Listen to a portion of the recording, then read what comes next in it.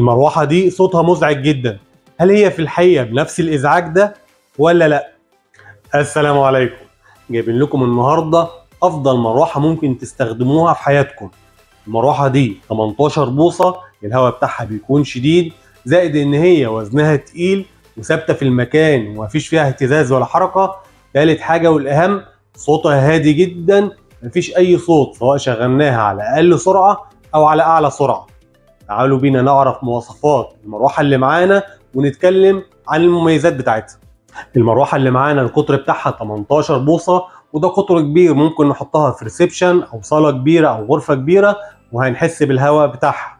الشكل بتاعها بيكون انسيابي ولحد كبير شكله لطيف وشيك، زائد إن هي مزودة بعمود من الاستانلس المتين واللي يتحمل ويعيش معانا، وممكن من خلال عمود الاستانلس ده نزود ارتفاع المروحة أو نقلل ارتفاع المروحة. المروحة مزودة بثلاث سرعات، وعلى حسب اندفاع الهواء اللي عاوزين يوصل لنا ممكن نغير في السرعات دي ما بين السرعة الأولى أو السرعة الثانية أو السرعة الثالثة. في ظهر الراس بتاعة المروحة دي في زرار ممكن نرفعه أو ننزله، وده بنتحكم في الراس بتاعة المروحة على حسب عايزينها تروح يمين وشمال أو تثبت ما تتحركش. المروحة مزودة بعجل من الأسفل، ممكن بحركة خفيفة إن احنا نحركها من مكانها بدون ما نشيل ولا نتعب نفسنا.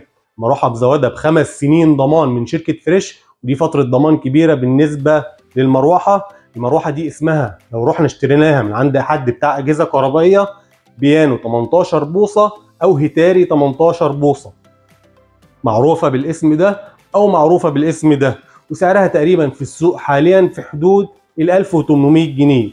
المروحة جودتها كويسة جدا وتستاهل كل جنيه هيندفع فيها، ملهاش صوت على الإطلاق، تقيلة وثابتة وهي شغالة بدون أي اهتزاز، والقطر بتاعها كبير وهيجيب هواء شديد. في نهاية الفيديو كنا عاوزين نقول أي عيب من عيوبها ودورنا على أي عيب نقوله، لكن ما لقيناش الصراحة لأن المروحة كويسة جدا وبدون أي عيوب. بفضل الله ثم بفضلكم وصلنا لعدد متابعات كتير جدا ولايكات وكومنتات، نتمنى ان احنا نوصل لل100,000 متابع بفضل الله ثم بفضلكم عن قريب. ما تنسناش بالدعم بتاعكم، نتمنى نكون ضفنا لكم معلومة جديدة. السلام عليكم.